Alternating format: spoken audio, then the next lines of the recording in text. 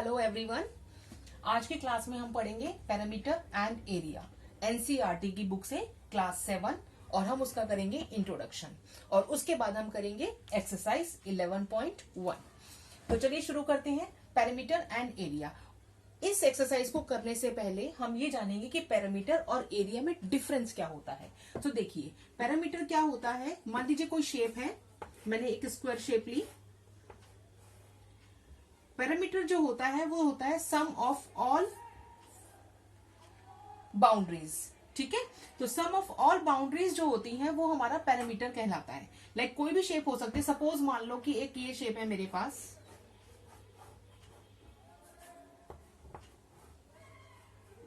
ठीक है। अब इस एरिया का हमें, इस शेप का हमें पैरामीटर निकालना है। तो हम क्या करेंगे, हम इस बाउंड्रीज की हम जितनी भी लेंथ होगी या जितना भी इनका मेजरमेंट होगा हम उसके सम को प्लस करेंगे और हम इसका पैरामीटर निकाल लेंगे। ठीक है, सो वो जो होता है वो sum of all boundaries of the shape, ठीक है, वो कहलाता है हमारा पैरामीटर। ओके, नाउ अब आता है एरिया। एरिया क्या होता है? एरिया होता है जब हमारे पास कोई भी शेप होती है या कोई भी चीज होती है, उसका जो वो जगह, वो चीज, कोई भी एक ऑब्जेक्ट हमारा कितना सरफेस कवर करता है, उस कवरिंग एरिया को हम एरिया बोलते हैं।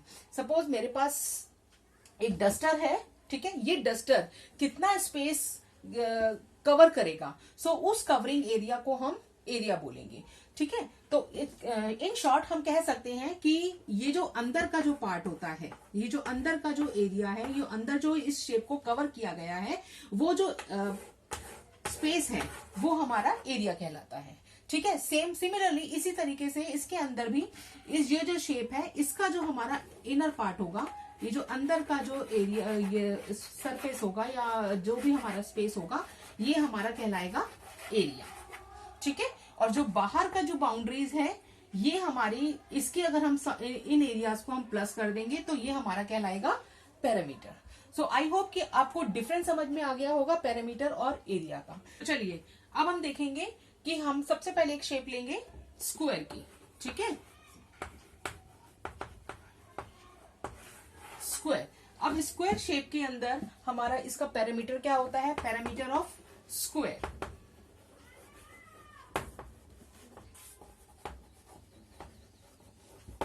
वो क्या होता है, और दूसरा हम देखेंगे एरिया ऑफ स्क्वायर वो क्या होता है, हम उसको कैसे निकालते हैं। ठीक है, सो मान लीजिए हमारे पास एक शेप है स्क्वायर, इसके अंदर हमारा एक साइड दी हुई है हमें 5 सेंटीमीटर। ठीक है, अब हम सभी जानते हैं कि जो स्क्वायर होता है, स्क्वायर की चारों साइड जो होती हैं वो इक्वल होती हैं। अब हमें पास एक ही साइड दी हुई है, इसका मतलब ये है कि जो चारों साइड है वो भी 5 सेंटीमीटर 5 सेंटीमीटर और 5 सेंटीमीटर होगा। ठीक है, सो पैरामीटर जब हम निकालते हैं तो हम क्या निकालते हैं? सम ऑफ ऑल साइड निकालते हैं। तो सम ऑफ ऑल साइड का मतलब है ये भी 5 सेंटीमीटर हो गया, ये भी 5 सेंटीमीटर हो गया, ये भी 5 सेंटीमीटर हो गया और ये तो है ही। ठीक है, तो इसका मतलब हम चारों साइड्स को हम प्लस कर लेंगे तो हमारा आ जाएगा टोटल 20 सेंटीमीटर। अब ये कैसे आया? हमने सम किया इसको। दूसरा तरीका हमारे पास ये भी है कि चारों स्क्वायर की 4 साइड्स होती हैं, तो 4 साइड्स, 4 इंटू साइड भी हम इसको कर सकते हैं, तो तब भी आंसर वही आना है, 20 सेंटीमीटर। ओके, सो दूसरी चीज, जब हम इसको निकालते हैं तो इस तरीके से हम चाहे तो हम प्लस कर सकते हैं, चाहे तो हम इस तरीके से यूज कर सकते हैं। क्लियर हो गई ये बात? अब आगे बढ़े। ओके, अब हम करते हैं area of square. Area of square क्या होता है? हमारे पास अंदर की साइड है। ठीक है, अंदर की साइड है, इसका मतलब क्या है? एक सेकेंड, हमें अंदर का पोर्शन निकालना है कि जो ये स्क्वायर है, इस स्क्वायर ने कितना अंदर का एरिया कवर किया हुआ है। तो हम उसको निकालने के लिए हम क्या करेंगे कि जो उसके एक साइड है लेंथ और इसकी ब्रेथ, दोनों ही साइड को हम मल्टीप्लाई कर देंगे। तो इसका मतलब हमारी साइड इंटू साइड हो गया, साइड इंटू साइड। ये इससे हमारा क्या निकलेगा? हमारा एरिया निकलेगा। तो इसका मतलब 5 इंटू 5, 5 इंटू 5 का मतलब क्या हो गया? 5 मल्टीप्लाई 5, इसका मतलब 25 सेंटीमीटर स्क्वायर। हमने स्क्वायर लगाया। स्क्वायर हम जब एरिया लगाते हैं तो हम इसके अंदर हमेशा इसकी यूनिट लिखते हैं स्क्वायर के रूप में।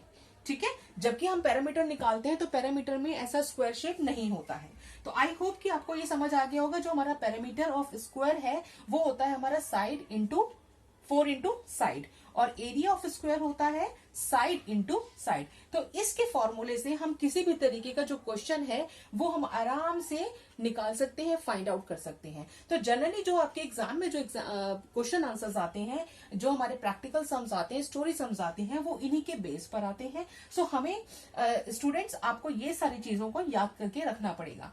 अगर आप लर्न नहीं कर सकते तो आपको ये मेथड क्लियर होना चाहिए कि स्क्वायर जो होता है और पैरामीटर और एक्चुअली जो एरिया होता है उसमें क्या डिफरेंस होता है। अगर आपको ये पैरामीटर और एरिया का डिफरेंस पता होगा तो आप इजिली इस चीज को निकाल सकते हैं। तो चलिए अब नेक्स्ट, अब हमारे पास नेक्स्ट शेप है रेक्टेंगल। अब हमारे रेक्टेंगल के लिए हम पैरामीटर ऑफ रेक्टेंगल कैसे फाइंड आउट कर सकते हैं? पैरामीटर ऑफ रेक्टेंगल ये क्या होता है, और एरिया ऑफ रेक्टेंगल ये क्या होता है। सपोज मान लीजिए हमारे पास ये जब रेक्टेंगल शेप होती है, ये इसकी लेंथ होती है और ये इसकी ब्रेथ होती है। ठीक है, सपोज कि हमारे पास ये 10 सेंटीमीटर है और जो इसकी लेंथ है वो हमारे पास इसकी 6 सेंटीमीटर है। सपोज हमने ये मान लिया।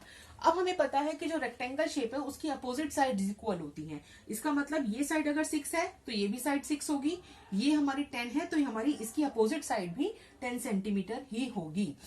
अब पैरामीटर ऑफ रेक्टेंगल निकालेंगे। पैरामीटर ऑफ रेक्टेंगल क्या होता है हमारा? Sum of all sides. Sum of all sides का मतलब है आप इसको इस तरीके से निकाल सकते हो, 10 + 10 6 + 6। ठीक है, अब 10 + 10 मतलब 2 बारी 10 आया और 6 + 6 मतलब 2 बारी 6 आया। तो हम इसको किस तरीके से निकाल सकते हैं? हम इसको चाहे तो हम सबको प्लस कर सकते हैं, नहीं तो एक तरीका होता है, क्योंकि एक तरीके से आप काम फॉर्मूला लगा के तरीके से काम करेंगे तो आपको ज्यादा अच्छे से बेटर समझ में आने वाला है। तो चलिए देखते हैं। तो 2 टाइम्स लेंथ हो गई तो 2 × L + B, इस तरीके से हम निकाल सकते हैं, मतलब कि लेंथ और ब्रेथ का डबल। ठीक है, तो हमने इस तरीके से पैरामीटर ऑफ रेक्टेंगल हमने निकाल दिया। अब हमारा निकालना है एरिया ऑफ रेक्टेंगल। एरिया मतलब कि हमने जो इनर पार्ट है हमारा, जो अंदर का पार्ट है, जो अंदर एरिया है, ये हमारा क्या है। तो अंदर का कैसे निकालेंगे? हमारी जो लेंथ है और जो ब्रेथ है उन दोनों को हम मल्टीप्लाई कर देंगे तो हमारा एरिया ऑफ रेक्टेंगल निकल जाएगा। तो इसके लिए क्या करेंगे? Length into breadth. मैंने शॉर्ट फॉर्म में लिख दिया है, L for length, B for breadth. तो length into breadth is equal to area of rectangle. तो इसी के बेस पर आपको आगे की एक्सरसाइज जो 11.1 है वो आपको इसी के बेस पर ही करनी है। तो चलिए अब एक्सरसाइज शुरू करते हैं। तो चलिए फर्स्ट क्वेश्चन हमारा है एक्सरसाइज 11.1 का फर्स्ट क्वेश्चन है हमारा, the length and the breadth of a rectangular piece of land are 500 metre and 300 metre respectively, find its area. Okay, so सबसे पहले हम देखेंगे कि length and the breadth of a rectangular piece. हमारे पास एक रेक्टेंगुलर पीस है, ठीक है। अब रेक्टेंगुलर पीस है,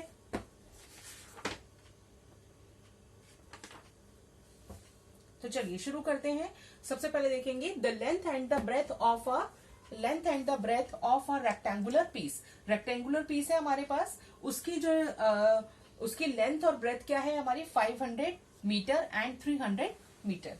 तो इसका मतलब क्या है कि हमारे पास ये है 500 मीटर और 300 मीटर। ठीक है, सो ये दिया हुआ है। अब हमें इसका एरिया निकालना है। अब हमें पता है कि ये जो रेक्टेंगुलर पीस है इसका हमें अंदर का एरिया ये निकालना है। ठीक है, तो इसको निकालने के लिए हमें पता है कि हमारा एरिया ऑफ रेक्टेंगल क्या होता है? एरिया ऑफ रेक्टेंगुलर पीस क्या होगा? Length into breath. हमारे पास ये फॉर्मूला है। तो इसकी जो लेंथ हो गई वो कितनी है?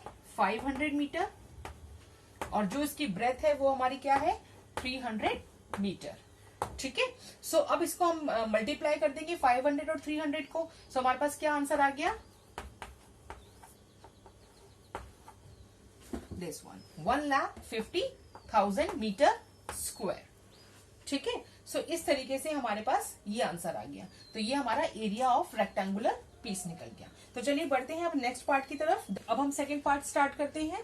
सेकेंड पार्ट है find the cost of the land if 1 meter square of the land cost ₹10,000। मतलब जो एरिया हमने निकाला है, हमारा एरिया कितना था 1,50,000। ओके, सो इस पे हमारा 1 मीटर स्क्वायर, जो 1 मीटर स्क्वायर है उसकी जो कॉस्ट है वो 10,000 रुपीज है। सो उसके हिसाब से हमें पूरी लैंड की कॉस्ट हमें बतानी है। तो हमारी लैंड की जो एरिया का कॉस्ट आया था वो कितना, एरिया जो आया था वो कितना था 1,50,000।